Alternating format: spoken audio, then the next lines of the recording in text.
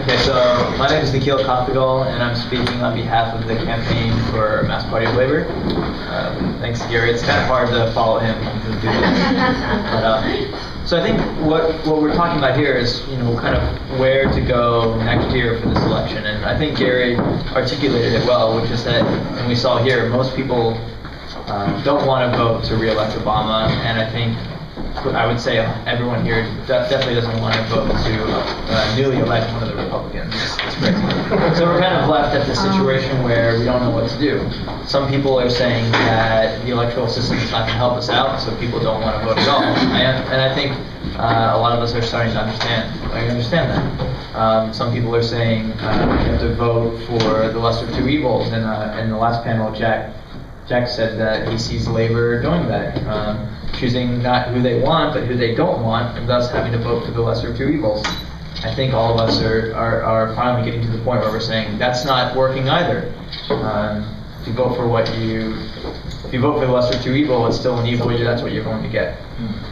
So the Campaign for a Mass Party of Labor is exactly what it's called. It is a campaign, and it's a national campaign. It's small, and so we're not talking that we're going to be like Labor Party advocates or forming the Labor Party ourselves.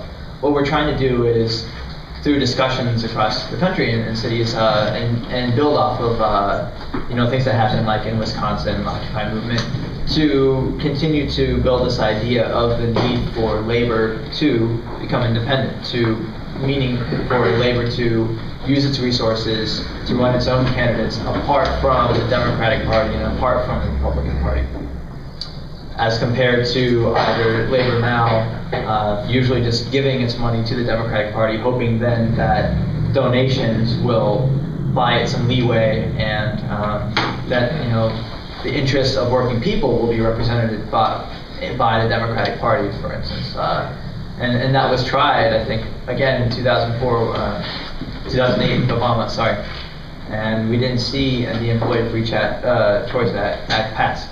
Things like that what we thought would be on the table, well, I didn't think it would be on the table, but I think Labor thought it would be on the table, and it was never addressed. So I would like to go back, though, to what was discussed in the last panel, because for the campaign, I think those people who are, and I would like to try to win people over to this argument too, that Labor has many more resources than, say, a small socialist party would have, or an anarchist group or communist group. It has millions of organized members, potential to organize the unorganized, and a lot of money and history, which could be used to organize an independent party. And that's why I think we argue for that as compared to a smaller group. And I think Gary addressed it. Yeah, I don't think any of us right now are saying that one of our small organizations here is going to be taking the presidency in 2012. And so we're encouraging Labor to take these steps. And I think we've seen in the last year that Labor has actually done that. There's been new struggles that have reinvigorated people to actually talk about unions and talk about labor issues. In Wisconsin, a lot of people were coming out to support organized labor public workers, even though they weren't unionized. And we see, the labor movement's historical role, I think, in leading up to what happened in the Middle East. It wasn't just, young people with phones and Twitter, but there's a whole movement behind the Arab revolutions. And now, with the Occupy movement, I was really happy to see on the West Coast the longshoremen, the workers there who were organizing a general strike. And also in the action that we had a couple weeks here, the Service Employees International Union kind of taking a very good leading role and actually kind of like doing an occupation on the bridge, and all over the country they were taking a more radical leading role. Now whether it accomplished something is totally different, but I think the fact that we see that Labor was willing to be more radical and actually prior to an election year, rather than sort of conceding to the Democrats, actually calling them out and saying, we need jobs, and we're going to, and Obama was giving his speeches, I guess, on bridges, so they called it out by actually doing an action around bridges.